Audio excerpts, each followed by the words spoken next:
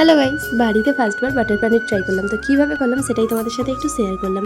Butter দিয়ে পনিরগুলোকে ভালো করে একটু ফ্রাই করে নিয়েছিলাম। তারপরে একটা কড়াই পেঁয়াজ কুচি, টমেটো কুচি, আদা রসুন বাটা, কাঁচা লঙ্কা বাটা সব কিছু দিয়ে ভালো করে একটু কষিয়ে নিয়েছিলাম ভালো করে। আর মশলাটা কষে এলে একটা মিক্সির জারের মধ্যে ঢেলে মিক্সি করে রেখেছিলাম।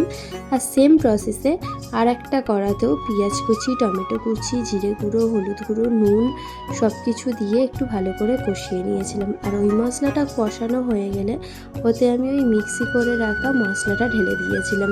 এবার তার উপরে একটু গরম জল দিয়ে ফুটিয়ে নিয়েছিলাম। তারপরে একটু কস্তুরি মেথি আর একটু মধু দিয়ে ফুটিয়েছিলাম। আবার তারপর একটু ফ্রেশ ক্রিম দিয়েছিলাম, দিয়ে তারপর ওতে পনিরগুলো ঢেলে দিয়েছিলাম। তারপর একটু হয়ে এলে ওতে একটু বাটার, একটু গরম মশলা আর একটু ধনেপাতা দিয়ে কিছুক্ষণ রেখে দিয়েছিলাম। তারপরে গরম গরম নামিয়ে নিলে তৈরি হয়ে গেল বাটার পনির। তো আমি ফার্স্টবার এইভাবেই বাড়িতে বাটার পনির বানিয়েছি। তোমরা চাইলে তোমরাও বাড়িতে বানাতে পারো।